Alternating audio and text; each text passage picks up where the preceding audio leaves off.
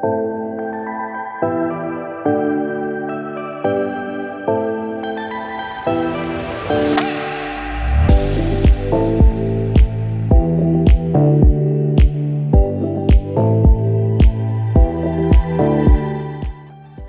I'm Megan Cave with PBIS Apps.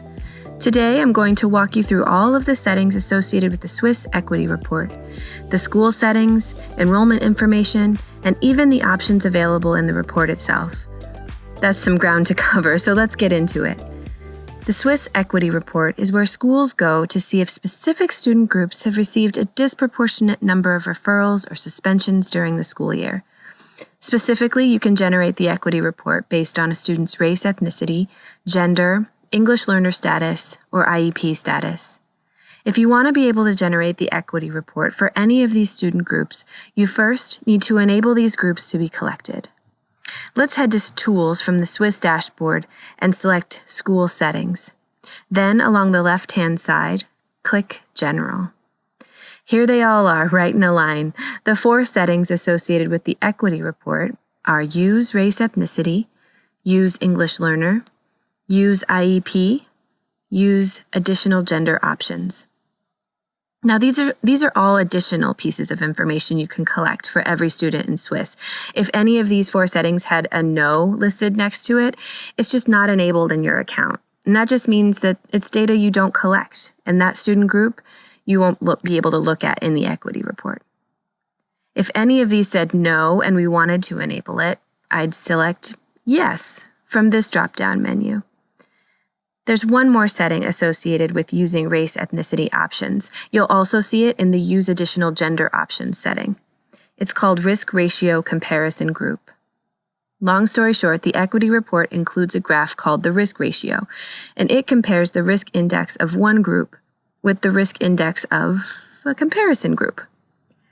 If your school has Use Race Ethnicity or Use Additional Gender Options settings enabled, you'll need to select the comparison group you want Swiss to use in the equity report.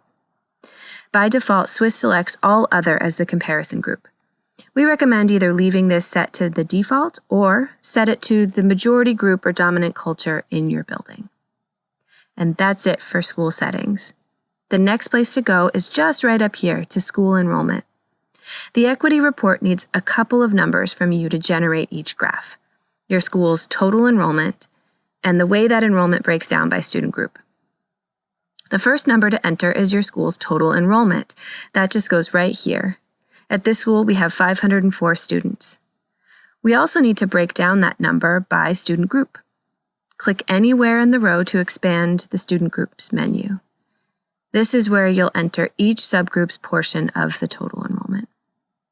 As you enter the subgroup enrollment, Swiss will add those numbers together as you go to ensure that this enrollment total matches your school's overall total enrollment.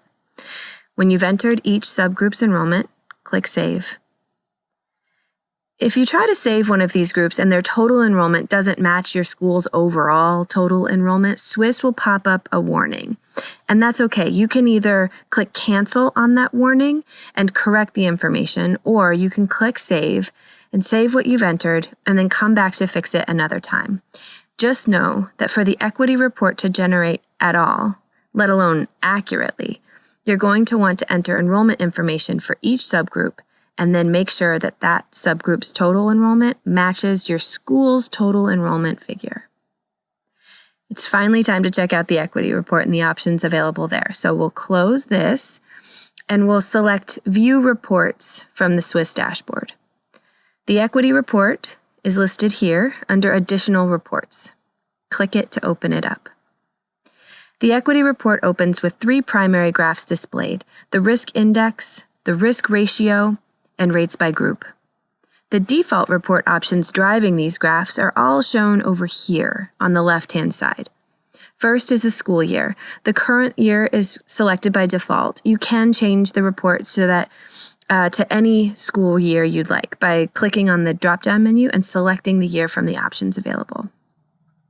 Below that is the Outcomes Reporting option. You can generate an equity report for all referrals, just major referrals, just minor referrals, or out-of-school suspensions. Let's change it and select to look at just major referrals. Next, we come to the student group reporting option. By default, the race ethnicity student group is selected. We can change that too. We can select the report about equity related to students' race ethnicity, their gender, IEP status, or English learner status. I'll choose English learner status. The last three options are all about the data to display on the graph. Check this box if you want to display the values on the bars in each graph. It's a nice option to check so that you don't have to go back and forth between the graph and the data table during your discussions. Show active items is checked by default. It limits the information displayed on each graph to just the options with data associated with them. It keeps the graphs uncluttered. If you want all groups displayed, go ahead and uncheck this option. The last option is to display the composition reports in the equity report. There are two composition reports, students with outcomes by group and outcomes by group. If your team wants to check out these graphs as part of your equity report, just check this box. So with all of our report options updated, I'm ready to regenerate this report. Just scroll up to the top and click Generate. All of my report options are listed at the top of each graph. So this is an equity report looking at major referrals received based on our students' English learner status for the 2018-19 school year. My bars have all their values displayed, so I don't have to reference the data table to get the exact numbers. And if I keep scrolling down, I now have these extra two composition graphs included in my report. And there you have it. These are all the settings, data, and options associated with the Swiss Equity Report. There are many. So if you forget, just keep coming back to this video or check your user's manual as a reference. This report is so important to monitoring your students' outcomes and ensuring equitable access to instruction. For more information about how to use the report in decision-making, head over to pbisapps.org and check out the other videos in our Equity Report video series.